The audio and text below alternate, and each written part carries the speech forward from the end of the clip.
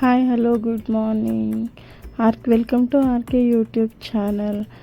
ಇವತ್ತಿನ ಬೆಳಗ್ಗೆ ಬ್ರೇಕ್ಫಾಸ್ಟ್ ಏನು ಮಾಡೋದು ಅಂತ ಕೇಳಿದಾಗ ನನ್ನ ಮಗಳು ಹೇಳಿದ್ಲು, ಮಮ್ಮಿ ಯಾಕೋ ನನಗೆ ಫ್ರೈಡ್ ರೈಸ್ ತಿನ್ಬೇಕು ಅನ್ನಿಸ್ತಾ ಇದೆ, ನನ್ನ ಫ್ರೆಂಡ್ಸ್ ಎಲ್ಲ ನೆನ್ನೆ ತಂದಿದ್ದಾರೆ, ಇವತ್ತು ನೀನು ನನಗೆ ಮಾಡಿಕೊಡು ಅಂತ ಹೇಳಿದ್ಲು. ಸೊ ನಾನು ಅದಕ್ಕೆ ಫ್ರೈಡ್ ರೈಸ್ ಪ್ರಿಪೇರ್ ಮಾಡೋಣ ಅಂದ್ಬಿಟ್ಟು ಅಕ್ಕಿ ತೊಗೊತಾ ಇದ್ದೀನಿ. ಫ್ರೈಡ್ ರೈಸಿಗೆ ನಾನು ಯೂಶ್ವಲಿ ಯಾವಾಗಲೂ ಯೂಸ್ ಮಾಡೋದು ಬಾಸುಮತಿ ರೈಸನ್ನೇ.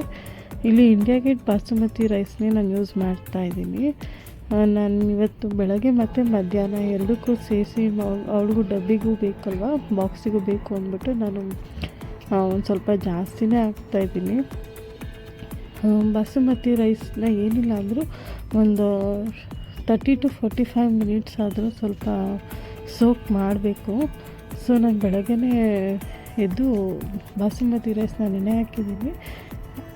ಇನ್ನೊಂದರಲ್ಲಿ ಮತ್ತು ನಾನು ಕುಕ್ಕರಲ್ಲಿ ಕೂಗ್ಸೋದಿಲ್ಲ ನಾನು ರೈಸ್ನ ಯಾವಾಗೂ. ಹಾರ್ಟ್ ಪೇಷಂಟ್ಸ್ಗೆಲ್ಲ ಒಳ್ಳೆಯದಲ್ಲ ಅಂದ್ಬಿಟ್ಟು ನಾನು ಯಾವಾಗಲೂ ಬಸಿತೀನಿ.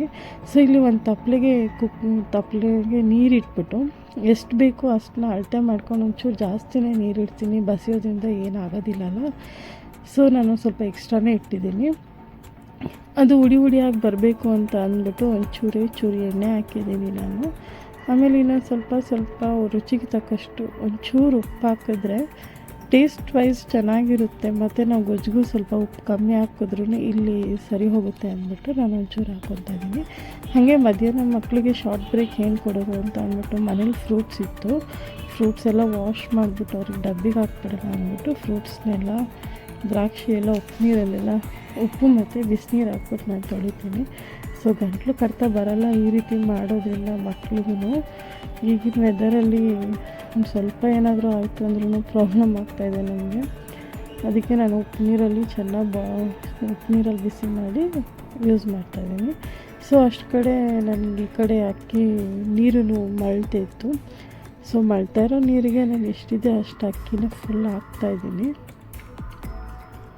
ಮತ್ತು ತುಂಬ ಜಾಸ್ತಿನೂ ಬೇಯಿಸ್ಬಾರ್ದು, ಮುದ್ದೆ ಆಗೋದ್ರೂ ಚೆನ್ನಾಗಿರೋದಿಲ್ಲ.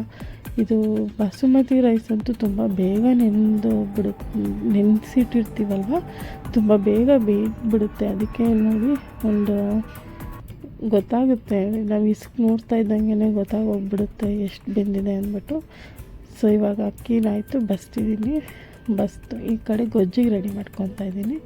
ಒಂದು ಸ್ವಲ್ಪ ಎಣ್ಣೆ ಹಾಕ್ಬಿಟ್ಟು ಆ ಎಣ್ಣೆ ಕಾಯೋ ತನಕ ನಾವು ಈ ಕಡೆ ಎಲ್ಲ ತರಕಾರಿ ಎಲ್ಲ ಕಟ್ ಮಾಡಿ ಇಟ್ಕೊಂಡಿದ್ದೀನಿ ನಾನು. ಎಣ್ಣೆ ಕಾಯ್ತಾ ಇದ್ದಂಗೆ ಚೂರು ಶುಂಠಿ ಬೆಳ್ಳುಳ್ಳಿ ಪೇಸ್ಟ್ನ ಹಾಕ್ತಾಯಿದ್ದೀನಿ ನಾನಿಲ್ಲಿ.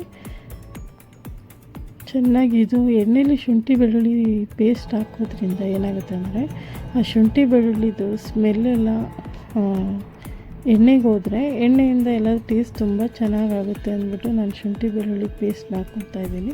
ಅದೊಂದು ಚೂರು ಕೆಂಪಿಗೆ ಹಾಕ್ತಾ ಇದ್ದಂಗೆ ಒಂದು ಸ್ವಲ್ಪ 5 ಮೆಣಸಿನ್ಕಾಯಿ ಹಾಕ್ತಾಯಿದ್ದೀನಿ. ಎಷ್ಟು ಬೇಕೋ ಖಾರ, ಮತ್ತು ನಾವು ಚಿಲ್ಲಿ ಸಾಸ್ ಎಲ್ಲ ಹಾಕ್ಕೊತೀವಿ ಆವಾಗ ಗೊತ್ತಾಗುತ್ತೆ ಆಮೇಲೆ ಕ್ಯಾರೆಟು ಬೀನ್ಸ್ ಎರಡನ್ನೂ ನಾನು ಸಣ್ಣ ಕಟ್ ಮಾಡಿ ಇಟ್ಕೊಂಡಿದ್ದೀನಿ. ಕಟ್ ಮಾಡಿ ಇಟ್ಕೊಂಡಿರೋ ಬೀನ್ಸು ಮತ್ತು ಕ್ಯಾರೆಟ್ನ ಇದು ಏನಿಲ್ಲ ಅಂದರೆ ಒಂದು ಜಾಸ್ತಿನೂ ಬೇಯಿಸ್ಬಾರ್ದು, 10 to 15 ಮಿನಿಟ್ಸ್ ಅಷ್ಟೇ ಬೇಯಿಸ್ಬೇಕು ಇದನ್ನು. ತುಂಬ ಬೆಂದ್ರೂ ಚೆನ್ನಾಗಿರೋದಿಲ್ಲ ಇದು. ಸೊ 10 to 15 ಮಿನಿಟ್ಸ್ ಬೇಯಿಸಿದ್ರೆ ಸಾಕು ಇದಕ್ಕೆ.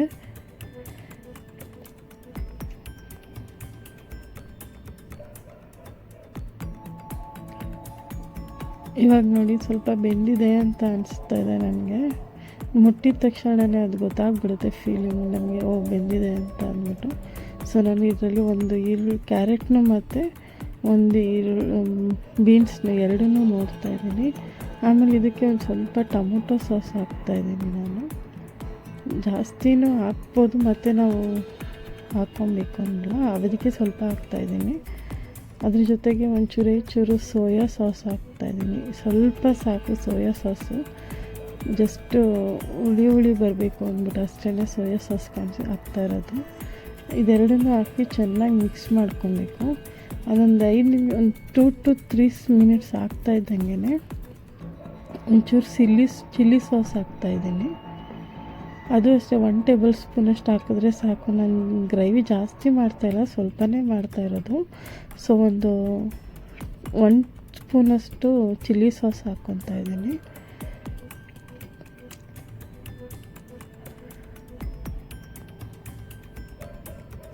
ಆಮೇಲೆ ಎಷ್ಟು ಬೇಕೋ ರುಚಿಗೆ ಅಷ್ಟು ಉಪ್ಪು ಹಾಕ್ಕೊತಾ ಇದ್ದೀನಿ ನಾನಿಲ್ಲಿ.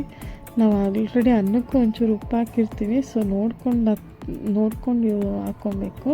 ಕೊನೆಯದಾಗಿ ನಾನು ಇದಕ್ಕೆ ಫ್ರೈಡ್ ರೈಸ್ ಮಸಾಲ ಆಚಿಯವ್ರದ್ದು ತಗೊಂಡಿದ್ದೀನಿ. ಆಚಿಯವ್ರದ್ದು 2 ಪ್ಯಾಕೆಟ್ ಹಾಕ್ತಾಯಿದ್ದೀನಿ ನಾನು. ಆಚಿ ಫ್ರೈಡ್ ರೈಸ್ ಮಸಾಲಾನ ಇದಕ್ಕೆ ಆ್ಯಡ್ ಮಾಡ್ತಾಯಿದ್ದೀನಿ. ಆ್ಯಡ್ ಮಾಡಿಬಿಟ್ಟು ಏನು ಗೊತ್ತಾ, ಜಾಸ್ತಿ ಹೊತ್ತು ಬಿಸಿ ಮಾಡಬಾರ್ದು. ಅದು ಫ್ರೈಡ್ ರೈಸ್ ಮಸಾಲಾನ ಹಾಕ್ತಾಯಿದ್ದಂಗೆ ಗೊಜ್ಜಿಗೆ ನಾವು ಒಲೆನ ಆಫ್ ಮಾಡಿಬಿಡ್ಬೇಕು.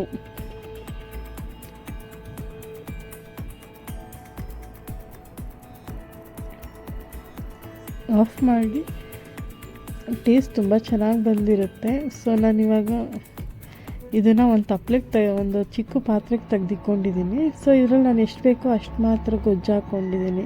ಇವಾಗ ನನ್ನ ಮಗಳು ಬ್ರೇಕ್ಫಾಸ್ಟಿಗೆ ಮಾತ್ರ ಮಾಡ್ತಾಯಿದ್ದೀನಿ ಇವಾಗ. ಸೊ ಅವಳಿಗೆ ಎಷ್ಟು ಬೇಕೋ ಅಷ್ಟು ಮಾತ್ರ ನಾನು ಹಾಕ್ತಿದ್ದೀನಿ. ಇದಕ್ಕೆ ಒಂಚೂರು ಗೊಜ್ಜು ಹಾಕಿದ್ದೀನಲ್ವ, ಒಂಚೂರು ಪೆಪ್ಪರ್ ಪೌಡರ್ ಹಾಕ್ತಾಯಿದ್ದೀನಿ. ಇದಕ್ಕೆ ಟೇಸ್ಟ್ ಬರುತ್ತೆ ಅಂದ್ಬಿಟ್ಟು ಗೊಜ್ಜಿಗೂ ಹಾಕ್ಕೊಬೋದು. ಬಟ್ ಗೊಜ್ಜಿಗೆ ಹಾಕ್ಕೊಳ್ಳೋದಕ್ಕಿಂತ ಇವಾಗ ಇದರಲ್ಲಿ ನಾವು ಹಾಕ್ಕೊತೀವಲ್ವ, ಆವಾಗ ಟೇಸ್ಟ್ ತುಂಬ ಚೆನ್ನಾಗಿ ಕೊಡುತ್ತೆ. ಆಮೇಲೆ ನಾವು ಇವಾಗ ಏನು ರೈಸ್ ನೋಡಿ ಹೆಂಗಿದೆ, ರೈಸ್ ಇವಾಗ ಹುಡಿ ಆಗಿದೆ ಮತ್ತು ಎಣ್ಣೆ ಹಾಕಿರೋದ್ರಿಂದ ಒಂದಕ್ಕೊಂದು ಅಂಟ್ಕೊಂಡಿರೋದಿಲ್ಲ. ತುಂಬ ಚೆನ್ನಾಗಿ ಬಂದಿರುತ್ತೆ ರೈಸ್ ಇದು. ಸೊ ಅವಳಿಗೆ ಎಷ್ಟು ಬೇಕೋ ಅಷ್ಟೊಂದು ಮಾತ್ರ ನಾನು ರೈಸ್ ಇದು ಕನ್ಸಿಸ್ಟೆನ್ಸಿ ಹಾಕ್ಕೊಂಡು ಅವಳಿಗೆ ಸರ್ವ್ ಮಾಡೋಣ ಅಂದ್ಬಿಟ್ಟು. ಅವಳಿಗೂ ಟೈಮ್ ಆಗಿದೆ, ಸೊ ಅವಳಿಗೆ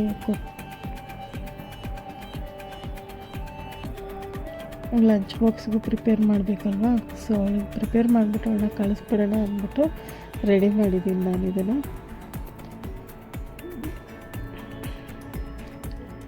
ಟೇಸ್ಟ್ ಮಾತ್ರ ತುಂಬ ಚೆನ್ನಾಗಿ ಬಂದಿದೆ.